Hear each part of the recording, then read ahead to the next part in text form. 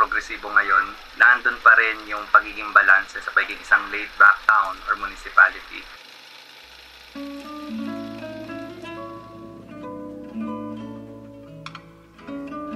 Lugar na naging saksi ng ating mga kalinangan at kultura. Kinikilala bilang isa sa mga pinaka-importanteng archaeological na puok sa Pilipinas.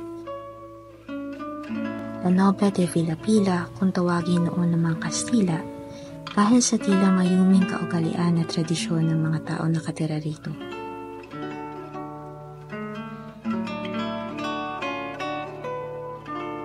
Bayang pinagpala ng mayamang kasaysayan at pamanang lugar, ang Pila, Laguna. Bago pa man dumating ang mga Espanyol sa ating bansa, ang Pila ay isa ng sentro ng kalakaran, kultura at relihiyon sa rehiyong napapalibutan ng Lawa na ngayon ay kilala sa tawag na Laguna de Bay. Sa isang legal na dokumento na binatbat sa tanso noong 900 PK ay tinuturing na pinakalumang kasulatan na natagpuan sa kasaysayan ng Pilipinas, nabanggit ang Pila at ang mga namumuno rito. Ngayon, makikita sa bayan ng palatandaan ng mga nagdaang panahon sa tulong ng mga pamanang gusali tulad ng Simbahan ng Pila o ang National Shrine and Parish ng San Antonio de Padua. Ang mga lumang bahay na pagmamayari ng angkan ng Don Juan de Rivera na descendiente ni Dato Maginto at Don Felizardo de Rivera, magtatag ng bayan ng Pila. Ang sentro ng Pila, kung makikita ninyo, it's actually a perfect grid system kung tawagin, na matagal nang naging sistema ng urban planning ng mga Kastila. Pero ito'y napagpatuloy pa kahit sa panahon ng Amerikano, no, ng isang punong arkitektong si Don Felizardo Rivera, na sinasabing siya ang ninuno ng mga halos lahat ng mga bahay na nakatira sa palibot ng Pila Town Center. No? So, nandyan yung mga apelidong Agra, Alaba, Relova at Rivera. So, sila'y magkakaugnay dahil sila'y mga magpipinsa na may isang ninunong pinanggalingan. Isa sa halimbawa ng mga bahay mula sa angkan ni Don Felizardo de Rivera ay ang tahanan ng Pamilya Agra na itinayo noong 1920s sa panahong Commonwealth. Ang estilo ng arkitekturang ginamit sa bahay ay American Chalet na may disenyong Kastila na makikita sa mga nililok na ventanillas na nagbibigay ng mga ayos na ventilasyon. Ang pinaghalong dekorasyon mula sa mga inchik, mga palamuting pilak at iba pang gawa sa kahoy mula sa Paete sa Laguna. Ang pag-asang dulot ng iyong kagandahan. Masasabi natin na nakapaloob sa mga arkitekturang ito ang senyales at kwento na rin ng kolonyalismo.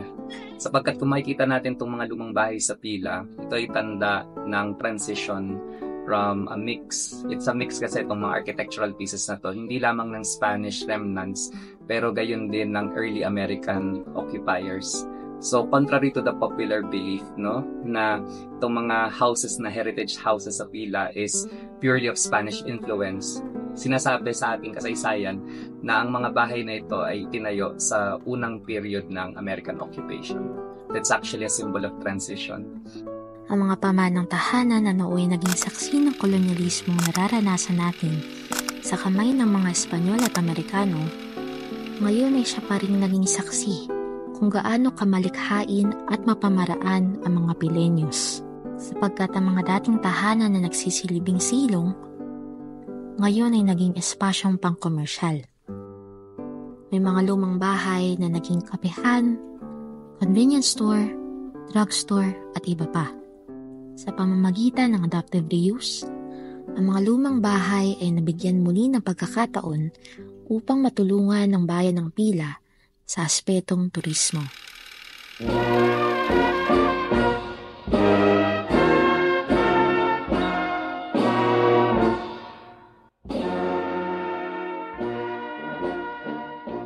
Maliban sa mga bahay, ang town center o tinatawag na gitna ng mga taga-Pila na ayon sa kwento ay isang sementeryo bago naging isang liwasan, ay siyang naging puso ng bayan sa kadahilanang dito ginaganap ang mga taunang tradisyon at kapistahan. Tulad ng Flores de Maria na nangyayari tuwing ikahuling linggo ng Mayo, pati na rin ang kapistahan ng San Antonio de Padua na ginugunita tuwing ika-13 ng Hunyo upang ipagdiwang ang kanyang buhay, mga gawa at himala. So ang parokyang ito ang pinakamatandang simbahan sa buong Asya na ang patron ay si San Antonio de Padua. Ito ay ipinalaga noong June 13, 1578 at ito rin ang kauna-unahang national shrine ng lalawigan ng Laguna at ang ika-25 pambansang dambana ng Pilipinas. So dito matatagpuan sa shrine na ito ang 3 first-class relic ni San Antonio de Padua.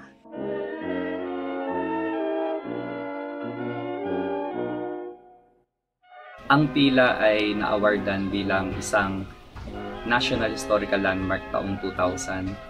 And simula noon, nagkaroon tayo ng maraming efforts to really try to preserve all of these heritage sites, including the diocese that we have.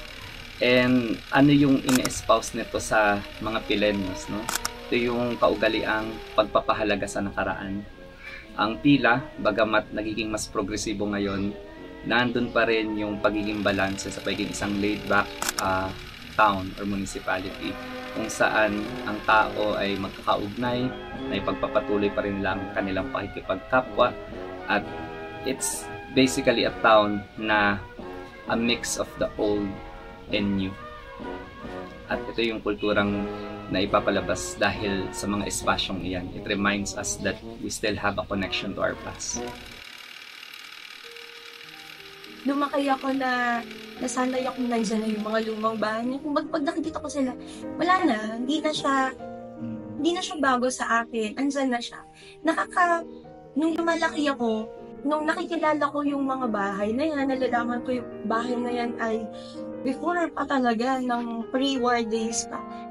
At mas lalo ko na proud nung na-discover ko na talaga palang hindi siya basta pwede mong galawin kasi nasa siya, National Historical Commission.